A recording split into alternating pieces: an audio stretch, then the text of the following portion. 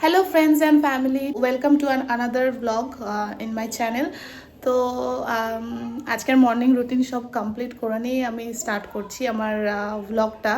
তো আজকে অ্যাকচুয়ালি অফিসের অনেক চাপ ছিল, ভেবেছিলাম করব না, বাট তারপরে দিদি এইমাত্র ফোন করলো, বলল যে দিদি জামাইবাবু আসছে।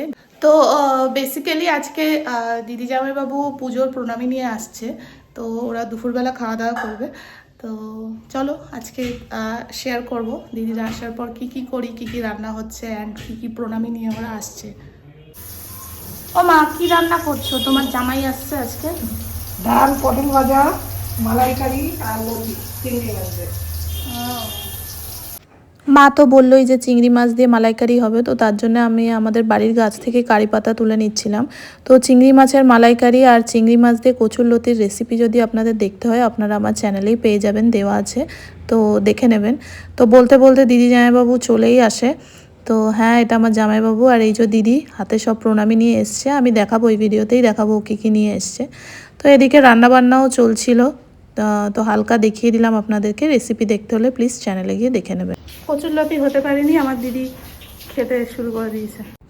তো দেখলেনি কচুরলতি এতই টেস্টি হয়েছে যে আমার দিদি আর লোভ সামলাতে পারেনি। তারপর আমাদের অ্যাকচুয়ালি দোতলাটা একটু রেনোভেট হচ্ছে, তো ওটাই দেখতে গেছিলো দিদি জামাইবাবু। ফুললি রেনোভেট হয়ে গেলে আমি আপনাদেরকে ঘুরে একটা ট্যুর দিয়ে দেবো। তো তারপর খেতে বসার আগে আমরা একটু উনো খেলে নিচ্ছিলাম। এটা লাইক কাইন্ড অফ আমাদের হ্যাবিট, যখনই আমাদের তিনজনের দেখা হয় আমরা উনো খেলি, অ্যান্ড বেশিরভাগ সময়ই আমার জামাইবাবু হেরে যায়। তো যাই হোক, তো আমরা উনো খেলছিলাম।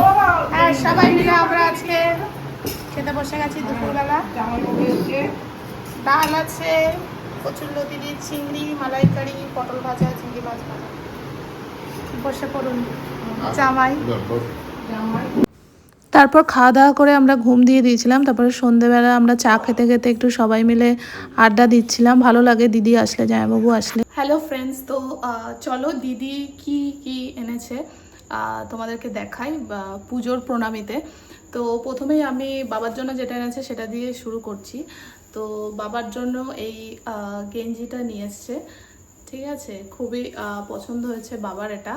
তো এটা হচ্ছে হলো মিলনদা, মিলনদা মানে আমার জামাইবাবুর তরফ থেকে, দিদি জামাইবাবুর তরফ থেকে, ঠিক আছে। আর আরেকটাও বাবাকে পাঠিয়েছে, এটা অ্যাকচুয়ালি আঙ্কেল আন্টি পাঠিয়েছে। আঙ্কেল আন্টি পাঠিয়েছে বলতে মিলনদার মা বাবা, আমি আঙ্কেল আন্টি বলি তাদেরকে। তো এটা আঙ্কেল আন্টি পাঠিয়েছে বাবার জন্য, খুবই সুন্দর হয়েছে। অ্যান্ড আঙ্কেল আন্টিকে থ্যাংক ইউ। আন্টি আঙ্কেল আমার ভিডিও দেখে নিশ্চয়ই, তো খুবই পছন্দ হয়েছে। তো দুটো গেঞ্জি বাবার খুব পছন্দ হয়েছে। হ্যাঁ, এবার দেখাই।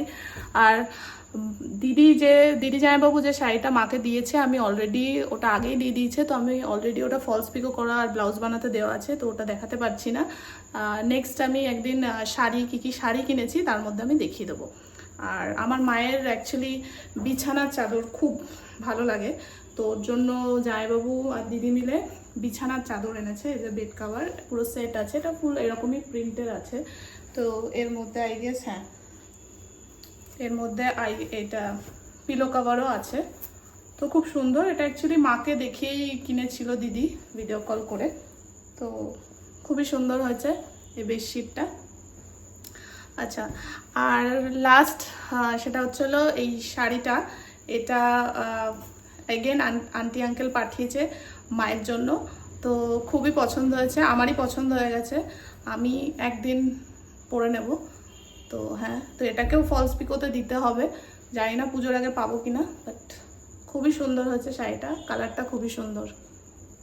আর হ্যাঁ, আমার জন্যও দিদি জামাইবাবু শাড়ি দিয়েছে আমাকে, দেন আন্টি আঙ্কেল আমার জন্য সালভার স্যুট পাঠিয়েছে। তো ওগুলোর জন্য আমি একটা আলাদা ভিডিও করব, কেন ওই ভিডিওতে আমি দেখাবো যে আমার কি কি পুজোয় ড্রেস হয়েছে, ঠিক আছে। তো ফ্রেন্ডস, আজকের ব্লগটা এই পর্যন্তই। আমার জামাইবাবু বাড়ি চলে যাবে বলছে, থাকতে বলছি কিন্তু থাকছে না। তো এত অবধি আমাদের ব্লগটা আজকে, কিছু বলবে? Please like, share and subscribe to my sister's channel. Yes, tata.